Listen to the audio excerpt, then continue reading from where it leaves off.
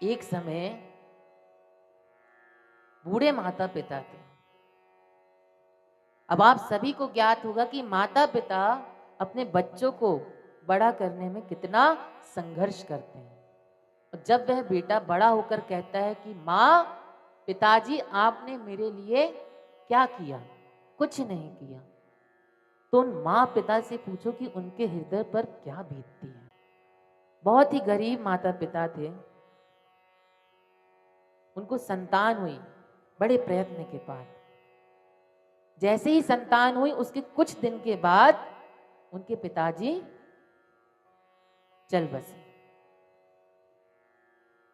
परंतु जो उनकी संतान थी उसके नेत्र नहीं थे। जो संतान जन्म ली थी उसके नेत्र नहीं थे। तो डॉक्टर ने कहा कि आपके पुत्र के नेत्र नहीं है, अगर आप नेत्र का इंतजाम कर लेंगे तो इसके नेत्र वापस आ जाएंगे। अब उसके पिता ने कहा कि मैं तो नहीं दे सकता, क्योंकि मुझे तो कमाना पड़ता है, घर चलाना पड़ता है। तो एक माँ, हमने कहा था ना कि माँ का हृदय निश्चल होता है। तो उन्होंने क्या किया? माँ कहती है आप मेरे नेत्र निकालकर मेरे पुत्र में लगा दें, मेरे बच्चे में लगा दें। उस बच्चे के दोनों नेत्र आ जाते हैं, परंतु माँ नेत्रहीन हो जाती है। धीरे धीरे उसका पुत्र बड़ा होता है और पिताजी चल बसते हैं। परंतु माँ ने हार नहीं मानी। अपने पुत्र को पालने के लिए माँ अपने बच्चे को पालने के लिए संघर्ष करती है। घर घर जूठन मांजती है ना? माताएं संघर्ष करती हैं, जूठन मांजती हैं, पापड़ बेलती हैं, परंतु वह पुत्र उस समय नहीं जान सकता कि मेरी मां ने मुझे किस संघर्ष से बड़ा किया है।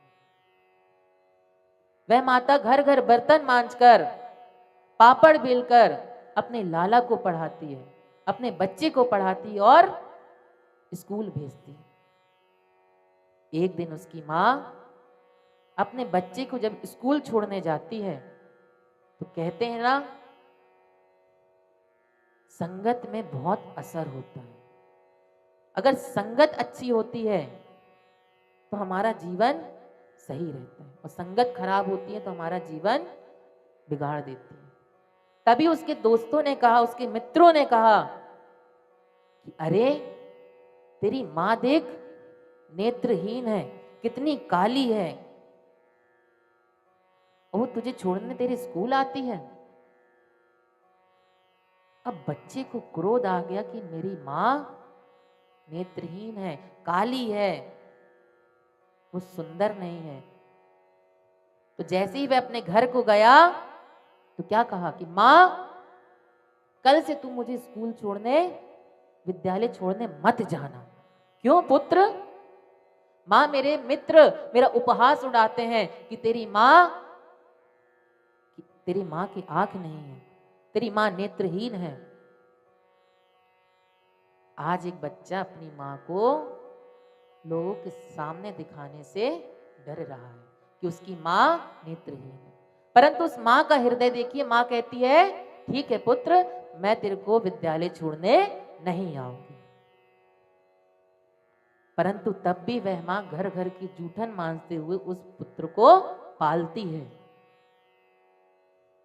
जैसे ही वह विद्यालय पूर्ण कर लेता है तो उसको पढ़ने के लिए बाहर भेजती है। अब कोई अपने पुत्र को जब बाहर भेजता है तो बहुत धन लगता है। उस मां ने उस बुढ़ापे में भी खूब संघर्ष किया। उसके खाने के लिए भोजन नहीं था, परंतु उसने धन जोड़ जोड़कर, घर घर जूठन मांझ कर अपने बच्चे को पढ़ाया, विदेश भेजा। और कुछ समय के पश्चात उसका पुत्र एक पत्र भेजता है, चिट्ठी भेजता है कि मां, मैं एक बहुत बड़ा अफसर बन गया हूं। मां उस पत्र को पढ़ करके अत्यंत प्रसन्न हो जाती है। कि आज मेरा संघर्ष सफल हुआ। वह मां क्या सोचती है कि अब मेरा पुत्र मेरे पास वापस आएगा और मेरा संघर्ष में जीवन पूर्ण हो जाएगा। आज का समय ऐसा है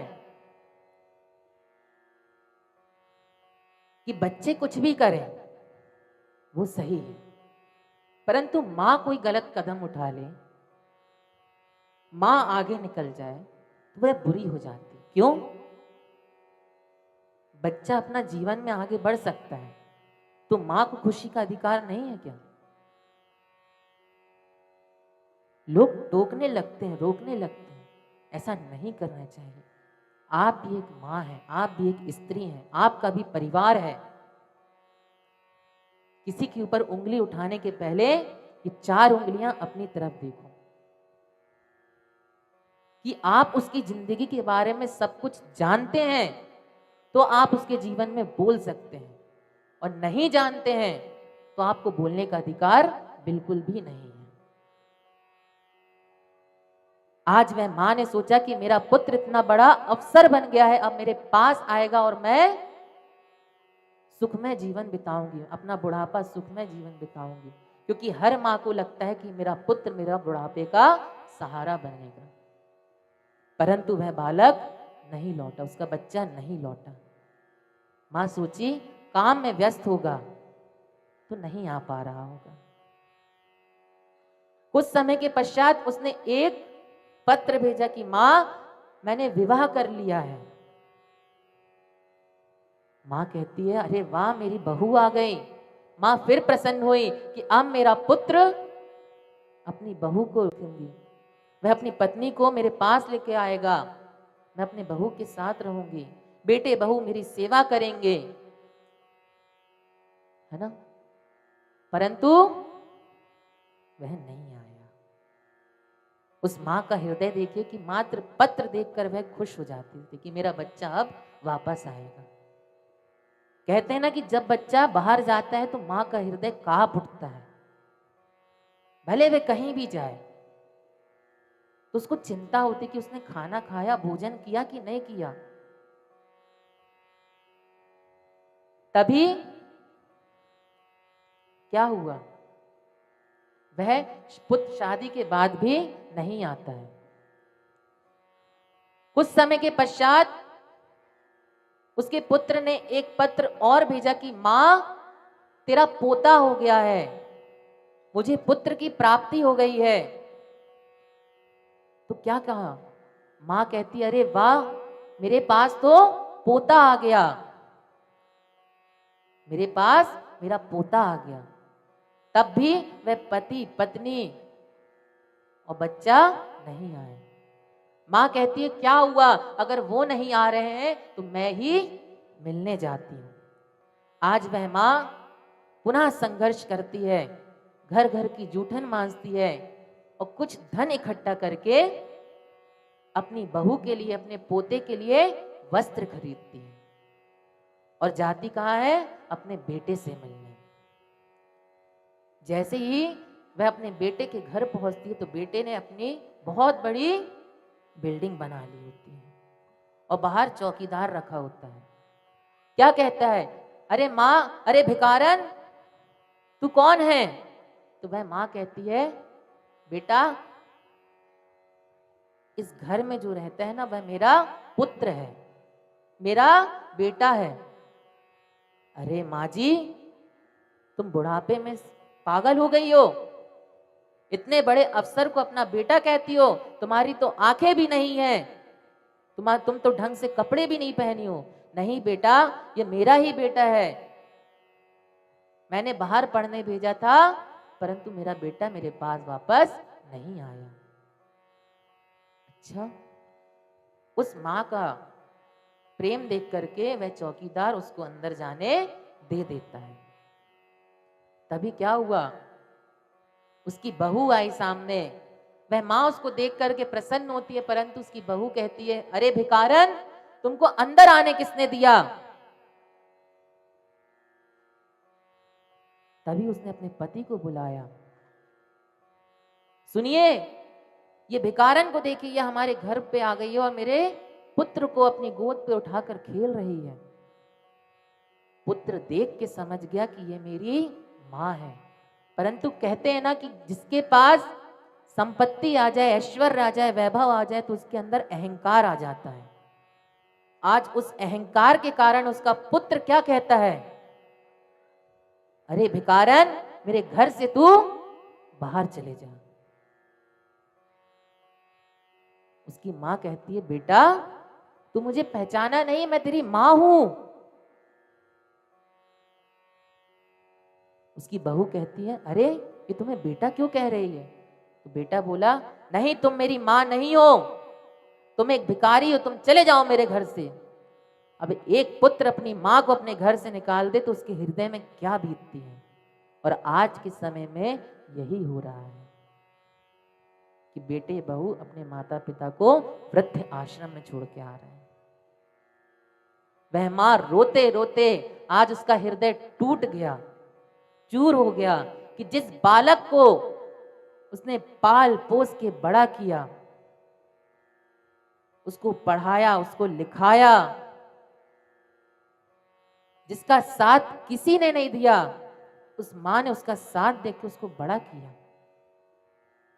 और आज वह बालक अपनी मां को पहचानने से इनकार कर रहा है और अपने घर से बाहर निकाल रहा है।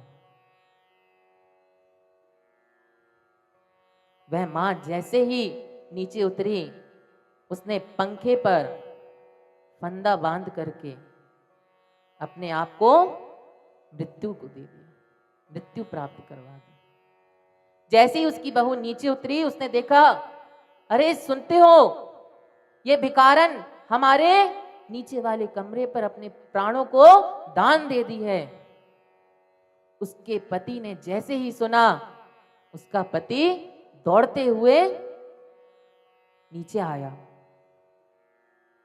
और जिसको वह भिखारन कह रहा था, उसके पैर पकड़कर रोने लगा कि मां वापस आ जा, मां वापस आ जा। परंतु कहते हैं ना कि जब तक परिवार रिश्ता रहता है तब तक उसकी कद्र नहीं रहती। कोई हमें अपना मानता है लेकिन सामने वाला अपना नहीं मान पाता।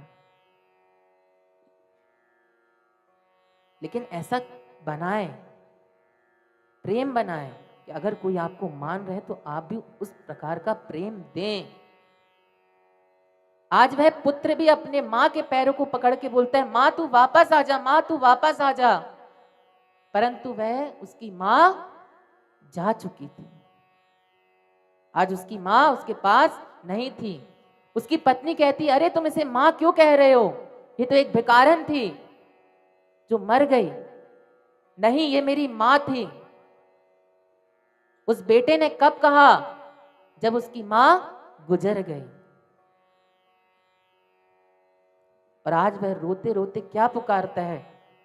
मां वापस आ जा, मां एक बार तो तू अपने आंचल में छुपा ले। मां तू बहुत अच्छी है, मेरे लिए रात रात जागी है। कहते हैं ना कि जब पुत्र प्रकट भी नहीं होता ना, तब भी वह अपने पुत्र से प्रेम करना प्रारंभ कर देती है। हर मां के लिए उसके हर बच्चे एक समान रहते हैं।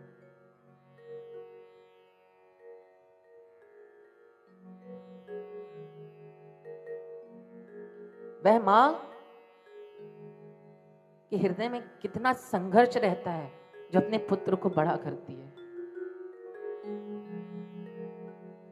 वही पुत्र अपनी मां से कहते हैं कि मां तू मेरे घर से निकल जा।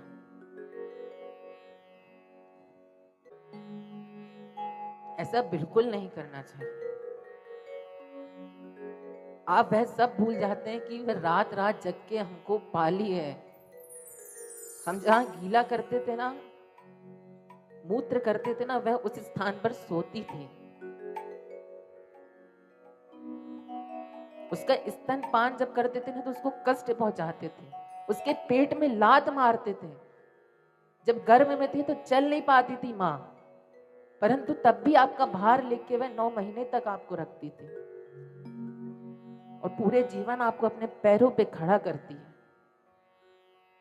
इसलिए माँ की कद्र करें।